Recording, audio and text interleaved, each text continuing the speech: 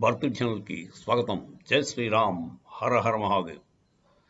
Allopathic treatment for cancer చాలా భయంకరంగా ఉంటుందండి.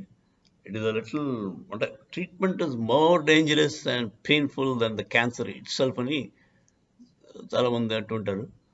నేను కూడా అదే ఫీల్ అవుతాను. ఈ కెమోథెరపీ, రేడియోథెరపీ ఇవన్నీ లేకపోతే ఆపరేషన్ చేసి ఆ క్యాన్సర్ సెల్ తీసేయడం ఇవన్నీ కూడా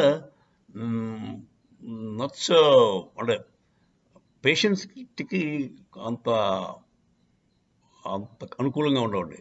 పేషెంట్కి ఫ్రెండ్లీ కాదు, అంటే most painful. At the same time దాని రిజల్ట్స్ కూడా అంతంత మాత్రమే. ఈ ఈ కీమోథెరపీ ఉంది, రేడియోథెరపీ ఉంది, అది క్యాన్సర్ సెల్స్ని కాకుండా చుట్టుపక్కల అట్టుకుంటే చంపేస్తుంది. తర్వాత అది స్టార్ట్ చేసిన దగ్గర నుంచి క్యాన్సర్ సెల్స్ స్ప్రెడ్ అవడం పడుతుంది, విపరీతంగా స్ప్రెడ్ అయిపోతుంటాయి. దాంతో ఒక లొకేషన్ నుంచి ఇంకో లొకేషన్కి వెళ్ళిపోతుంటాయి క్యాన్సర్ సెల్స్. అది అరికట్టడం కష్టం, ఎక్కడికి వెళ్తుందో తెలియదు. అది డిటెక్ట్ చేసుకోవాలి, మళ్ళీ మొత్తం బాడీ స్కాన్ చేసుకోవాలి. ఆ తర్వాత మళ్ళీ ఎక్కడిందో ఆ ఏరియాలో మళ్ళీ కెమోలు, రేడియోలు, థెరపీలు ఇచ్చుకోవాలి.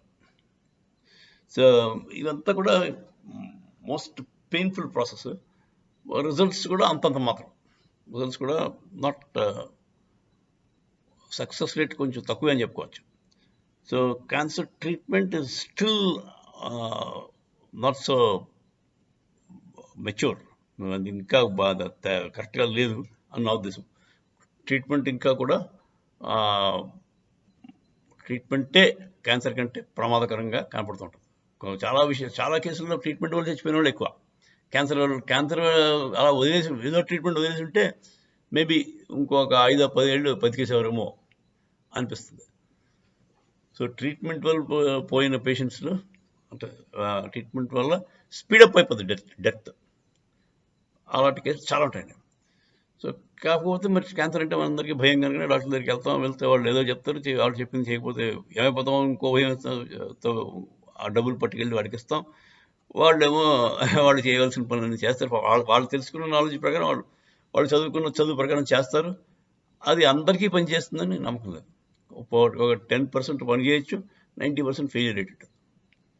సో అదండి ఈ ప్రస్తుత అలా ఉండగా కొత్తగా CAR-T పద్ధతి ఒకటి వచ్చిందండి. CAR-T పద్ధతి ఇది కొంచెం మోర్ హ్యూమన్ ఫ్రెండ్లీగా కనబడుతుంది. అంటే కాకపోతే మరి యాజ్ యూజువల్ వీళ్ళు ఏ ప్రాసెస్ వచ్చినా దాన్ని బాగా కాంప్లికేట్ చేస్తారు. కాంప్లికేట్ చేసి కాస్ట్ బాగా చేస్తారు.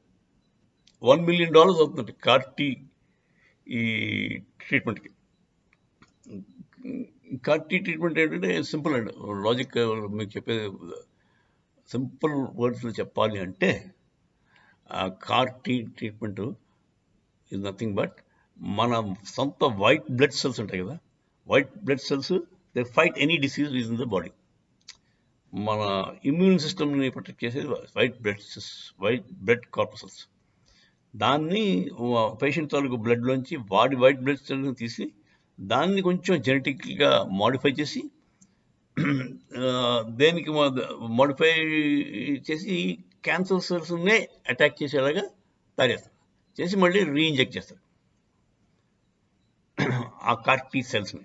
అది ఈ ప్రతి పేషెంట్కి టైలర్ మేడ్. ఒక్కొక్కరికి వాళ్ళ తాలూకు వైట్ బ్లడ్ సెల్స్ తీసి దాన్నే మాడిఫై చేసి మళ్ళీ పంపిస్తారు. పంపించడం వల్ల అవుతుంటే ఇది టార్గెటెడ్గా ఓన్లీ క్యాన్సర్ సెల్స్ని అటాక్ ఇస్తాయి, కొత్త సెల్స్.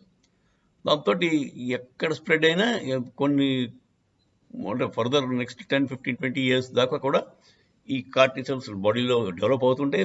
వాటంతా అవే రీప్రొడ్యూస్ చేసుకుంటుంటాయి. ఎక్కడ క్యాన్సర్ సెల్స్ కనపడినా అది దాన్ని అటాక్ ఇచ్చి దాన్ని చంపేస్తుంటాయి. ఇంత మట్టుకు చాలా బాగుంది కదా. కాకపోతే ఇది మోస్ట్లీ బ్లడ్ క్యాన్సర్కి బాగా పనిచేస్తుందని ఇప్పటిదాకా బ్లడ్ క్యాన్సర్ పేషెంట్స్కే వాడారు, వాళ్ళకే బాగా పనిచేసింది. సక్సెస్ రేట్ 80-90% అండి. బ్లడ్ క్యాన్సర్ మీద ఎక్కువగా ట్రయల్స్ జరిగాయి. మిగతా క్యాన్సర్స్ కూడా చేయొచ్చు యాక్చువల్లీ లాజికల్గా, కాకపోతే ప్రస్తుతానికి జరగలేదు. సో అది లాస్ట్ ఫేజ్లో ఉన్న వాళ్ళకి, తర్వాత చిన్నపిల్లలకి ట్రయల్స్ జరిగాయి. సక్సెస్ఫుల్గానే జరిగినట్టునే చాలా మటుకు. కాకపోతే it involves lot of financial ఖర్చు ఎక్కువ ఉంది, చాలా ఖర్చు ఎక్కువ ఉంది. అమెరికన్స్ అయితే $1 million అంటున్నారు, అంటే ఒక 80 కోట్లు, 80 నుంచి 500 to $1 million అంటారు, అంటే 40 నుంచి 80 కోట్ల రూపాయల వరకు ఖర్చు ఉంటుంది. అంత ఖర్చు మన వాళ్ళు ఎవరు కూడా భరించలేరు కదా. సో కానీ మన ఇండియన్ డాక్టర్స్, సైంటిస్టులు వాళ్ళు మేధావులు కదా, వాళ్ళు అన్నీ చౌకగా చేస్తారు. అమెరికా వాడు ₹1,00,000 చేసేది మన వాడు ₹10 చేసేస్తారు. సో మన మేధావులు దాన్ని చాలా డ్రాస్టిక్గా కాస్ట్ తగ్గించారు. 40 లక్షలకి అయిపోతుంది ఇండియాలో. అది మన వాళ్ళ గొప్పతనం, ఇండియన్ డాక్టర్స్ గొప్పతనం. వాళ్ళు డబ్బులకు అతి ఆశ పడరు. కాకపోతే టెక్నాలజీ మన వాళ్ళకి వాళ్ళతో సరి సమానంగా టెక్నాలజికల్ డెవలప్మెంట్ ఉంది. అందుచేత మన వాళ్ళు ఈ CAR-T సెల్ ప్రొడక్షన్ 40 lakhsకి తగ్గించారు. దాంతో దీని ఎఫికసీ బాగా పెరగచ్చు, దీని వాడకం పెరగడం అవకాశం ఉంది. 40 లక్షలు అంటే పర్వాలేదు కదా. దాంట్లో గవర్నమెంటే ఈ రోజుల్లో మీకు ఆరోగ్యశ్రీ కింద 10 లక్షలు 15 లక్షలు ఇచ్చేస్తానంటుంది. అది క్యాన్సర్ పేషెంట్ కొంచెం ఇంకా ఎక్కువ ఇచ్చారనుకోండి, నథింగ్ లైక్ ఇట్. అది మొన్న ఈ మధ్యకాలం ద్రౌపది ముర్ము గారు, మన ప్రెసిడెంట్ గారు, ఆవిడ బాంబే IITలో ఈ టైప్ ఆఫ్ రీసెర్చ్ ఇన్స్టిట్యూట్ని ప్రారంభించారు. క్యాన్సర్ రీసెర్చ్ CAR-Tలో కొనసాగించడానికి ఆవిడ ఒక ఇన్స్టిట్యూట్ ఏదో పెట్టించారు. దానివల్ల ఇంకా గవర్నమెంట్ ప్రోత్సాహం కూడా ఉంటే ఇంకా చౌకైపోద్దని, సబ్సిడీలో ఇవ్వచ్చు, క్యాన్సర్ పేషెంట్స్కి అందుబాటులో వచ్చేస్తానని నా ఉద్దేశం. మంచిది, చాలా మంచిదండి. కాకపోతే ఇది ప్రస్తుతానికైతే ఓన్లీ బ్లడ్ క్యాన్సర్స్కి పనికొస్తాం. మిగతా క్యాన్సర్లు కూడా పనికొచ్చేలాగా చేస్తారని నా నమ్మకం. ఎందుకంటే అవి కూడా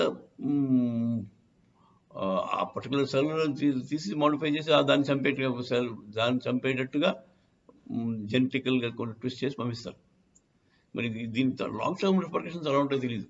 ఈ జెనెటికల్లీ మోడిఫైడ్ స్టఫ్ అంటే మనం వంకాయలో జెనెటికల్లీ మోడిఫైడ్ తింటుంటాం కదా, దానివల్ల వ్యవసాయం అంతా పాడైపోతుంది అంటారు. మరి ఇలాగే మన మనుషుల్లో కూడా జెనెటికల్లీ మోడిఫై చేసేస్తుంటే నెక్స్ట్ పుట్టబోయే పిల్లలు ఏమైపోతారో అని కొంచెం భయం వేస్తుంది. చూడాలి ఏం జరుగుతుందో. కాకపోతే మిగతా క్యాన్సర్లు కూడా ఈ టైప్ ఆఫ్ థెరపీ వస్తే బెటర్ అండి. ఎందుకంటే ఇది మిగతా ఈ కెమోథెరపీ, రేడియోథెరపీ కంటే కూడా బెటర్ అండి. అంచేత ఇది లోపల నుంచి పనిచేస్తుంది. అవన్నీ కూడా క్యాన్సర్ సెల్స్నే కాకుండా చుట్టుపక్కల ఉన్న మిగతా మంచి సెల్స్ కూడా చంపేస్తాయి. దానివల్ల మనిషి బాగా నిరసపడిపోతాడు. ఇది అలా కాదు, టార్గెటెడ్గా ఓన్లీ క్యాన్సర్ సెల్స్నే పట్టుకుని చంపేస్తాం. అదండి. సో కొత్త టెక్నాలజీ, దీని గురించి అందరికీ చెప్పండి, తెలుసుకోవడం.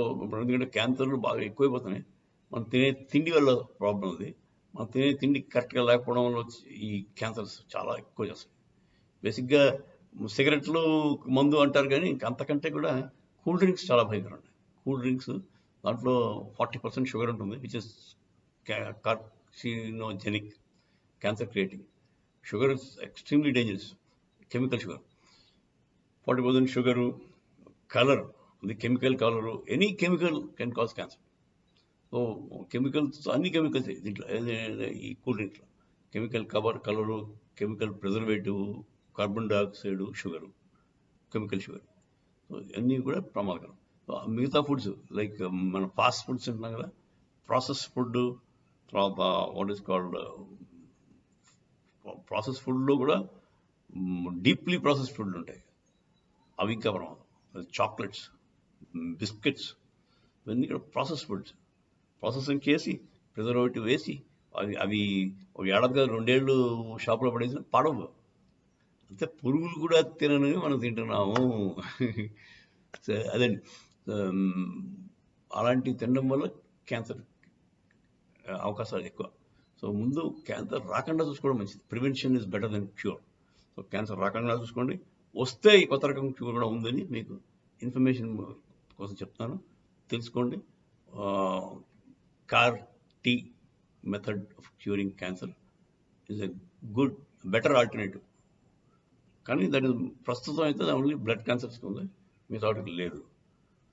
వెరీ సూన్ మిగతా వాటికి కూడా తీసుకురావడానికి అవకాశం ఉంది. ప్రస్తుతం దాని కాస్ట్ ఆఫ్ ట్రీట్మెంట్ చాలా ఎక్కువ. పై దేశాల్లో 40 crores దాకా ఉంది.